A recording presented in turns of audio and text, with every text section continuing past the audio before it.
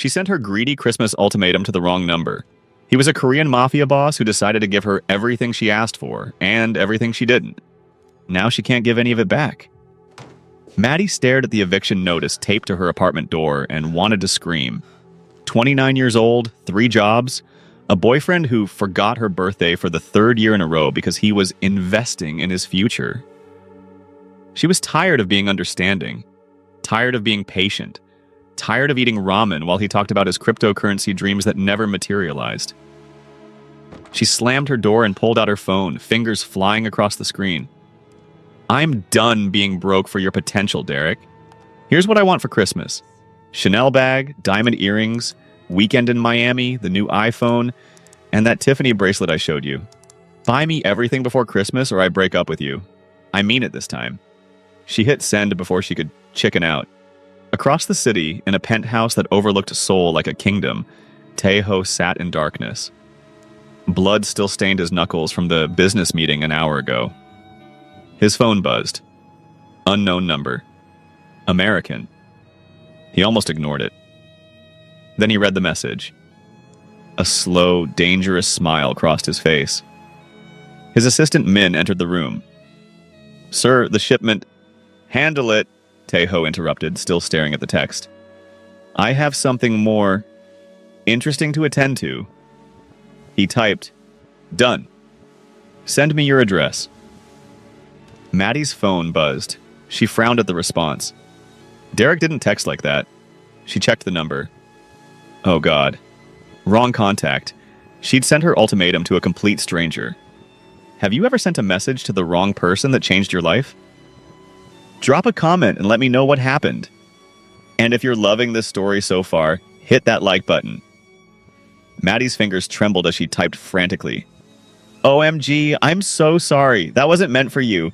Please delete that. So embarrassing. 3 dots appeared. Then, too late. I already started shopping. The Chanel bag, classic flap, or boy bag? Her heart stopped. This had to be a joke. I'm serious. Wrong number. Please forget you saw that. I never forget anything, Maddie. She froze. How did he know her name? She checked her message settings, her contact photo, her full name displayed. Panic clawed up her throat. Who are you? Someone who keeps his promises. Address now. She blocked the number and threw her phone on the couch like it was on fire. Derek walked in, smelling like cheap beer. Babe, you got any cash? The guys want to... Get out! What? I said get out! She was shaking, not from fear of the stranger, but from rage at herself. She'd been ready to send that list to Derek, to demand he prove his love with price tags. What did that make her? Derek left, mumbling about her mood swings. The next morning, a delivery truck pulled up to her building. The doorman called. Miss Maddie, there's a lot of boxes here for you. She ran downstairs in her pajamas. 7 boxes. All luxury brands, Chanel, Tiffany, Apple. A plane ticket to Miami dated Christmas Eve. No return address. Just a card in sharp, elegant handwriting. You asked, I delivered. Merry Christmas, Maddie. T.H. Her hands shook holding the card. Her phone, her old phone she'd thrown in a drawer, buzzed. New message from the block number, now coming through a different app. You can't block me, and you can't return gifts to a man like me. Consider this an investment. I'll collect what you owe on Christmas Eve. Don't be late. A photo attached. Her apartment building. Taken this morning. He was watching. For 3 days, Maddie didn't touch the boxes. They sat in her living room like ticking bombs. Her friend Zara came over, eyes wide. Girl, who is your mystery man? He's not... Maddie pressed her hands to her face. It's a mistake. I sent a stupid text to the wrong number, and now you have $50,000 worth of gifts. Zara picked up the Chanel bag, stroking the leather. Maddie, maybe this is fate. Maybe the universe... The universe doesn't send cryptic threats. Maddie grabbed her phone, finding the new contact. She typed, I don't know who you are, but I don't want any of this. Tell me where to return it. The response was immediate. You don't return gifts to me. You wear them. Tomorrow night. Sage Restaurant, 8 p.m. Come alone or I'll assume you're not interested in clearing your debt. What debt? I don't owe you anything. You asked for Christmas gifts. I'm a man who fulfills wishes, but every wish has a price, Maddie. Tomorrow, 8 p.m. Wear the black dress in box 3. She opened box 3 with shaking hands. Inside was a dress that cost more than her rent. Elegant, dangerous, the kind of dress that came with expectations. Zara whistled. Okay, mystery man has taste. I'm not going. Then what? Ignore him? Maddie, he knows where you live. He sent you a picture of your building. You need to meet him in public, figure out what he wants, and end this. Maddie stared at the dress. Zara was right. Running wouldn't work. This man, TH, had resources, money. She needed to face him, return everything, make it clear she wasn't for sale, even if she'd written the price list herself. Fine, Maddie whispered. Tomorrow, I end this. Sage Restaurant was the kind of place Maddie had only seen in movies. Crystal chandeliers, a wait list 6 months long. She gave the host her name and was immediately escorted to a private room in the back. Her heart hammered against her ribs. The door opened. And there he was. Tae-ho sat at the head of a table set for 2. Korean, early 30s. Devastating. Sharp jawline, dark eyes that missed nothing. Black hair swept back perfectly. He wore a tailored black suit that probably cost more than her car. He stood when she entered. Maddie, how do you know my name? You sent it to me, along with your demands. He gestured to the chair across from him. Sit. We have much to discuss. I don't want anything from you. This was a mistake, yet you came, wearing the dress I chose. His eyes traveled over her slowly. It suits you. Her face burned. I came to return everything and tell you to leave me alone. You can't return what's already yours. I didn't ask you for anything, but you asked. He leaned back, fingers steepled. You sent a list to the universe, Maddie. I answered. Do you believe in fate? I believe in wrong numbers and crazy stalkers. He smiled. It didn't reach his eyes. I'm not a stalker. I'm a businessman. You made a request. I fulfilled it. Now we negotiate terms. Terms? You owe me, Maddie, $50,000 in gifts, plus interest. He slid a folder across the table. Unless you'd prefer to work it off another way. She opened the folder. Photos, documents, her ex-boyfriend Derek at an illegal gambling house, debt slips. Her name listed as collateral. What is this? Your boyfriend borrowed money from dangerous people, using your name, your signature. Tae-ho's voice dropped. Those people? They work for me. Maddie's world tilted. Derek wouldn't... He did. Tae-ho pulled out more documents. $200,000. He's been gambling for 8 months, losing badly. He used your information to get credit. Technically, you're liable. That's illegal. So is fraud, so is gambling, yet here we are. He closed the folder. I could destroy you both. Send collectors. Ruin your credit. Make you disappear. Tears burned her eyes. Then why the gifts? Because I'm curious. He leaned forward. You sent that text. So confident. So demanding. I wanted to see what kind of woman asks for the world from a stranger. Turns out you're a woman who didn't even know she was already drowning in debt. What do you want from me? Companionship. She blinked. What? My family expects me to marry. Business alliance. A woman from a powerful Korean family? I find her... tedious. He swirled his wine. I need a distraction. Someone to bring to events. Make my family uncomfortable. You're perfect. I'm not an escort. I'm not asking you to sleep with me. His eyes were cold. I'm asking you to stand beside me at dinners, galas, family functions until Christmas. 3 weeks. Then you're free. Your debt, both mine and Derek's, erased. And if I refuse? He pulled out his phone, showing her a call screen. One press and Derek's collectors arrive at your door tonight. They won't be as generous as I've been. Her hands shook. She was trapped, caged by her own greed and Derek's betrayal. Why me? For the first time, his mask cracked. Because you're the first person who asked me for something honestly. Even if you sent it to the wrong number, it was real. I'm surrounded by liars, Maddie. You're refreshingly foolish. Fine, she whispered. 3 weeks. Then I'm gone. The first week was hell. Taeho dragged her to underground poker games where guns sat on tables next to champagne. She wore designer dresses like armor and learned to smile while men discussed shipments and territory. But between the violence, there were moments, like when Taeho took off his jacket and wrapped it around her shoulders in his cold car. You're shivering. I'm terrified. Good. Fear keeps you alive. Or when his hand found hers under the table during a tense negotiation, his thumb brushing her knuckles. A silent promise. I won't let them hurt you. 10 days before Christmas, he took her somewhere different. A rooftop garden, hidden, quiet, white Christmas lights strung between winter trees. My mother built this, he said softly, before she died. She said even monsters need beauty. Maddie walked through the lights. You're not a monster. You don't know what I've done. I know what you've done for me.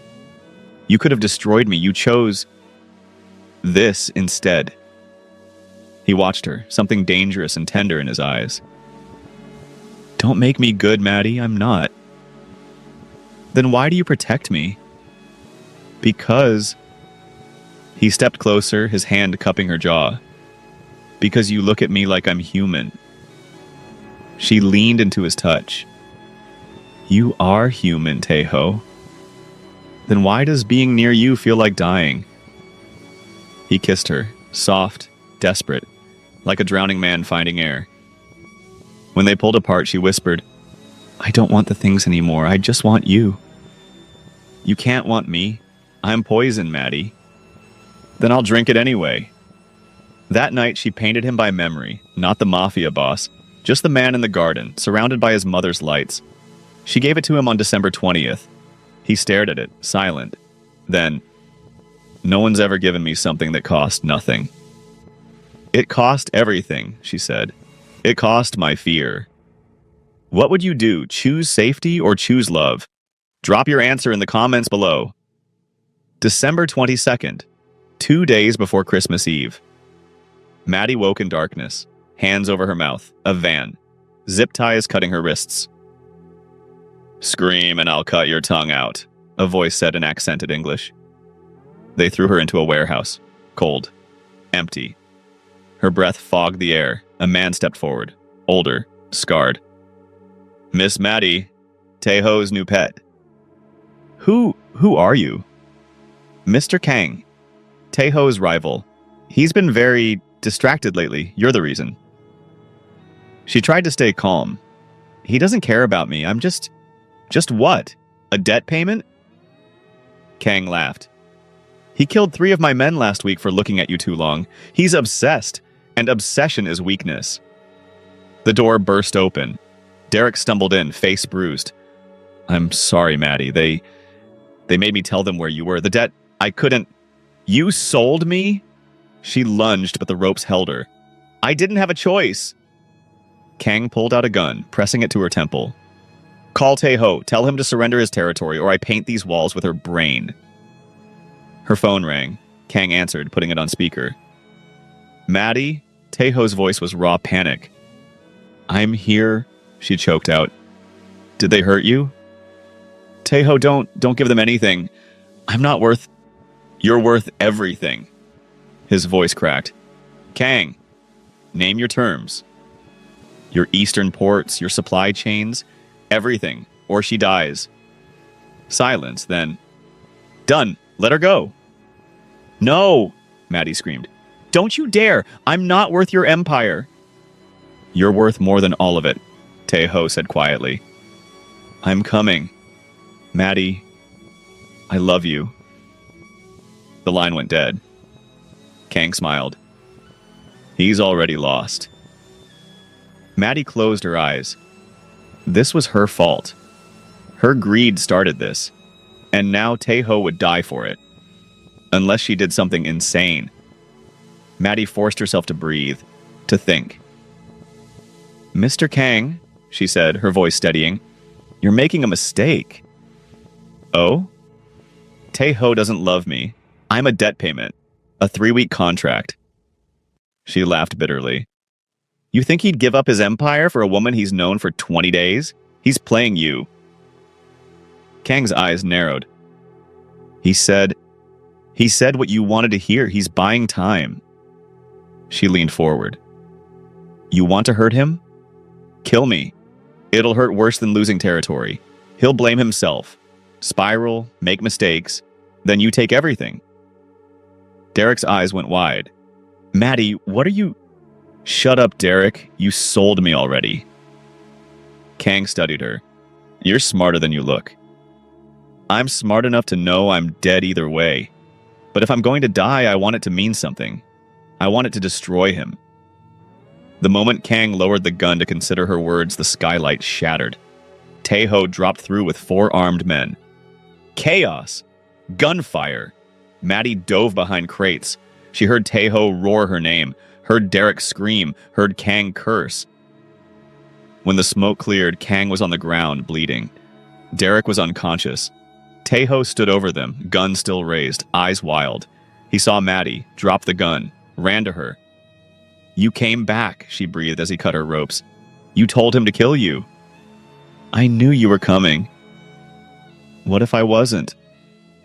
Then I'd die knowing I saved you. She cupped his blood-stained face. That's what love is, Tae-ho. It's sacrifice.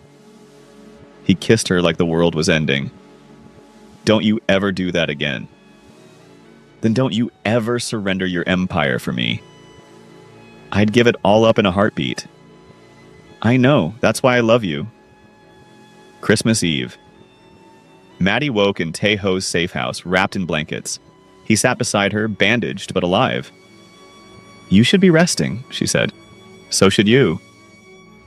She looked at the corner of the room. All the gifts, the Chanel bag, the jewelry, the plane ticket to Miami, now expired.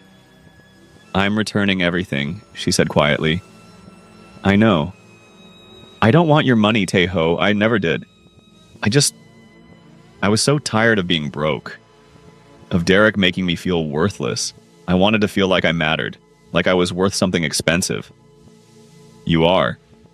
He took her hand, but not because of price tags. She pulled out a small wrapped box. I have something for you. It's not much. If it's from you, it's everything. She opened it. A simple keychain. Handmade. Engraved, home. His breath caught. You said you're surrounded by monsters, she whispered. I wanted you to have something that reminds you you're not one of them. You're home. You're safe. With me. He pulled her into his arms, and she felt his shoulders shake. I'm leaving the business, he said into her hair. My brothers can fight over the empire. I'm done. I want this. You. Peace. Tae-ho. I don't care about power anymore, Maddie. You change that. He pulled back, reaching into his pocket. I have something too. A small box. Velvet. When he opened it, her breath stopped. A simple ring. No diamond. Just a silver band with an inscription. Wrong number. Right person. This isn't about debt, he said. This is about choice. I choose you. Do you choose me? She was crying, laughing, nodding. Yes, God, yes. Christmas morning, they sat in a tiny apartment. No mansion. No empire. Just them. She'd sent her greed to the wrong number, but she'd found love at the right address. So, what did you think? Did Maddie and Tejo's love story give you all the feels? Drop a like if you believed in their love, comment which moment made you cry, and subscribe to Royal Mafia Tales for more emotional romance stories that'll make your heart race. Merry Christmas, and remember, sometimes the best gifts come from the most unexpected places.